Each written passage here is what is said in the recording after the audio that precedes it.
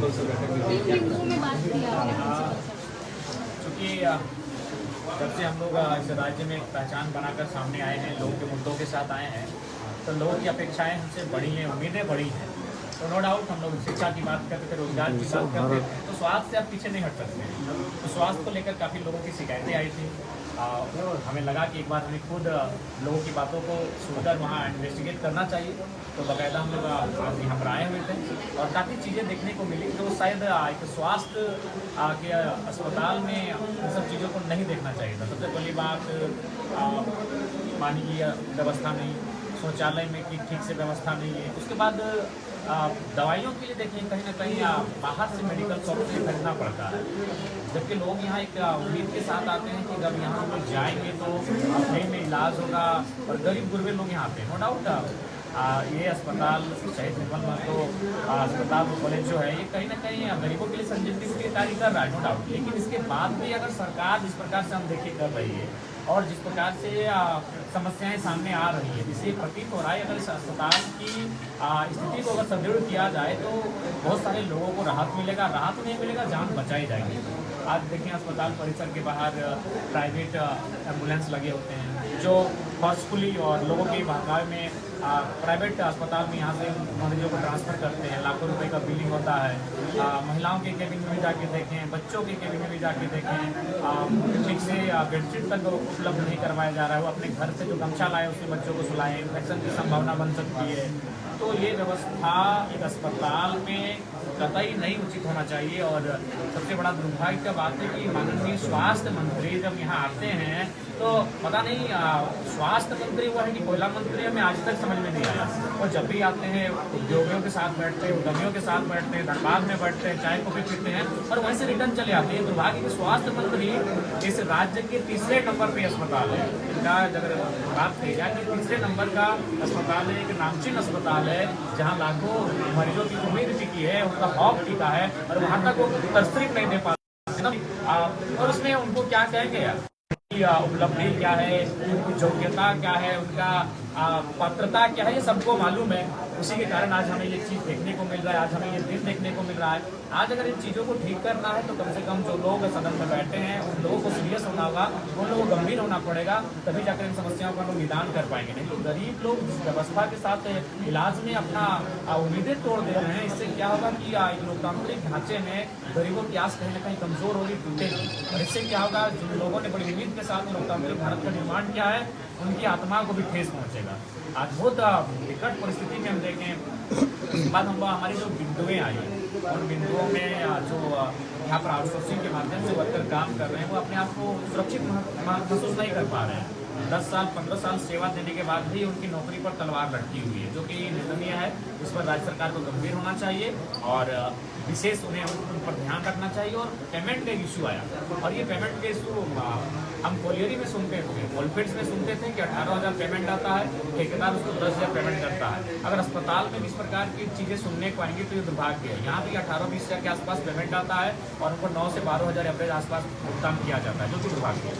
तो स्थिति जो भी यहाँ पर देखिए कि बिगड़ी हुई है, तो क्या आश्वासन मिला? देखिए हम लोग प्रिंसिपल से मिले, उनकी ओर से एक सकारात्मक आश्वासन मिला है, लेकिन हम लोग आश्वासन पे नहीं काम पर फोकस करना चाहेंगे। और हम लोगों ने ये भी कहा कि कोई हम लोग राजनीतिक उद्देश्य से नहीं आए हैं, मानवता के उद्देश्य से आए हैं। लोगों की शिकायतें हम तक लगातार आ रही थी और हमने ये भी कहा कि अस्पताल चूँकि एक गंभीर विषय होता है, यहाँ लोगों के उम्मीदें टिकी होती है, उनका स्वास्थ्य टिका होता है, इसलिए हमने कहा कि लगातार हम लोग का विजिट बना रहेगा और प्रिंसिपल रहें या फिर उनके जो अन्य पदाधिकारी उनसे लगातार हमारी मुलाकात होती रहेगी और इन विषय पर बातचीत में लगातार बनी रहेगी। वार्ता के दौरान हम लोग वहाँ पे मौजूद थे, आपने जितनी बिंदुएं वहाँ पे रखा, यहाँ के जो पदाधिकारी हैं, चाहे प्रोफेसर या प्रभारी अध्यक्ष हैं, उन्होंने सारी गलतियों को सरकार पर थोपने का कोशिश दिखाए अंदर में। इसमें आपके क्या कुछ रणनीति है? मैंने भी वही कहा कि अगर टाटा जमशेदपुर में अगर टाटा का यूनिट है, धमाधम मिनरल फ्लैट, रतन टाटा उसको नहीं देखते हैं, वो किसी को अपनी ताकत सौंप के रखते हैं जो वहाँ के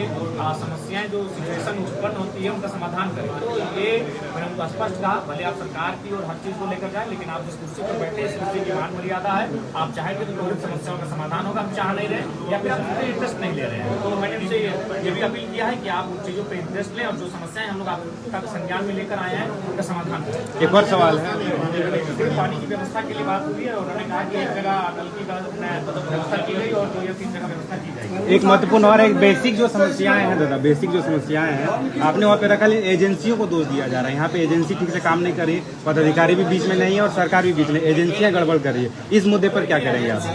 कहीं ना कहीं मुनाफा कमाने के लिए आती है। सरकार को एजेंसियों पर सोचना चाहिए। आज आप शिक्षा और स्वास्थ्य को यूँ एजेंसियों के हाथों नहीं भेज सकते, उनको टेंडर में नहीं डाल सकते, उनको ठेकेदारी प्रथा में नहीं डाल सकते।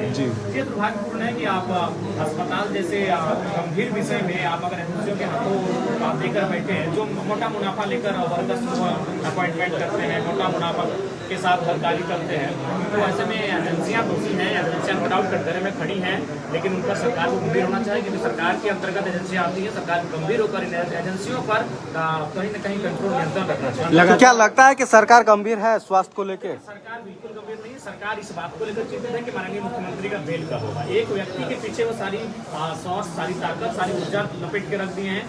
आज यहाँ मरीजों की स्थिति बहुत ही खस्ता हाल है। यहाँ विजिट होना चाहिए, यहाँ लगातार सरकार के जो पदाधिकारी हैं उनका विजिट होना चाहिए, सरकार के मंत्रियों का विजिट होना चाहिए। अगर आप अस्पताल जैसे हैं और आपको जनता की सुख सुविधा से कोई वास्ता भी नहीं, जी नहीं, क्या काम कर रहे हैं उनको दिख रहा है। आप अगर ठीक है काम कर रहे हैं बन्ना गुप्ता जी, तो उनसे कहिएगा कि आप कम से कम एक फोटो तो अपलोड, एक फोटो तो दिखा सकते हैं। SNMCH का मैंने दौरा करते विजिट करते हैं, कि आपके पास एक तस्वीर दिखाइए, साझा कीजिए। हम देखना चाहते हैं कि आप कब आए थे, किस तारीख को आए थे और किन आपके अपने जगहों पर जाकर आपने निरीक्षण किया है, किनके साथ आपने वार्तालाप किया है, किन मरीजों से आप मिले हैं, किनका सुख दुख हमने दुख का हाल चाल लिए हैं, देखना चाहिए। आप आते हैं, आके धनबाद में बैठते हैं, कोयले की चर्चा करते हैं, आप कैसे आपको फंडिंग मिलेगा उसकी आप चर्चा करते हैं। तो ये बेवकूफ़ बनाने कार्य वरना गुप्ता जी नहीं कर सकते हैं।